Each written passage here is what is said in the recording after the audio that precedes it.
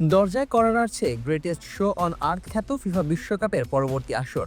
৪৮ দলের এই মহারণ নিয়ে তোড়জোড় শুরু হয়ে গেছে ইতিমধ্যেই। মাস ছয়েক পরেই পর্দা উঠবে বিশাল এই মহাযজ্ঞের। দিন দশেক আগে চূড়ান্ত হয়েছে ৪৮ দলের গ্রুপিংও।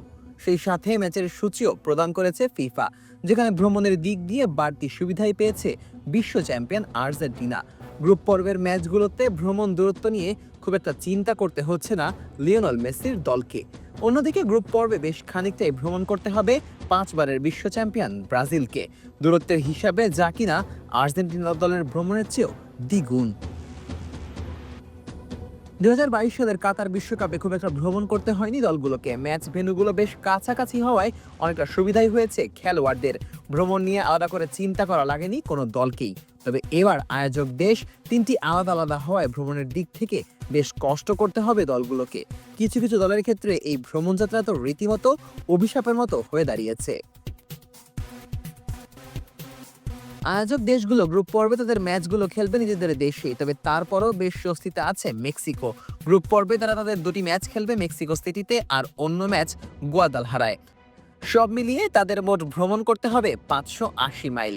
কানাডাও নিজেদের দুটি ম্যাচ খেলবে ভ্যানকুভারে, বাকি ম্যাচ খেলতে তাদের যেতে হবে টরন্টোতে। অর্থাৎ গ্রুপ পর্বে শেষ করতে কানাডার পাড়ি দিতে হবে 2084 মাইল। যুক্তরাষ্ট্রের ক্ষেত্রে দূরত্বটা 1930 মাইল। এদিকে ভ্রমণের দিক দিয়ে সুবিধাটা একটু বেশিই পাবে আগের আসরের দুই ফাইনালিস্ট। বর্তমান চ্যাম্পিয়ন আর্জেন্টিনাকে গ্রুপ পর্বের 3 ম্যাচ খেলতে হবে যুক্তরাষ্ট্রের ডালাস ও কানসাস সিটিতে। গ্রুপ পর্ব শেষ করতে তাদের মোট পাড়ি দিতে হবে 461 মাইল। গতবার রানার্স আপ ফ্রান্সকেও গ্রুপ পর্বে খুব একটা ভ্রমণ নিয়ে ভাবতে হবে না, কেননা গ্রুপ পর্ব শেষ করতে 334 মাইল ভ্রমণ করলেই হবে ফ্রান্সের। 5বারের বিশ্ব চ্যাম্পিয়ন ব্রাজিলকে অবশ্য পাড়ি দিতে হবে বেশ খানিকটা পথ। 1094 মাইল ভ্রমণ করে নিজেদের গ্রুপ পর্ব শেষ করতে পারবে সেলেসাওরা। জার্মানিকে পাড়ি দিতে হবে আরও বেশি। গ্রুপ পর্বের ম্যাচগুলোর মধ্যে তাদের ভ্রমণ দূরত্ব হবে 1638 মাইল। বেলজিয়ামের ক্ষেত্রেও দূরত্বটা অনেক বেশি। সব মিলিয়ে তাদের ভ্রমণ দূরত্ব হবে 2049 মাইল।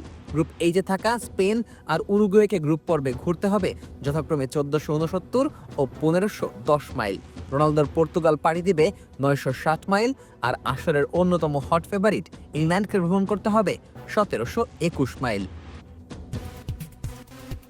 স্পোর্টস সায়েন্স বলছে লম্বা ভ্রমণের প্রভাবে শুধু ক্লান্তিভাব আসে না, বরং ঘুম ঠিকমতো না হলে শরীরের স্বাভাবিক ছন্দ নষ্ট হয়ে যায়, খাবার হজমের সমস্যা দেখা দেয়, পানি শূন্যতারও ঝুঁকি বাড়ে।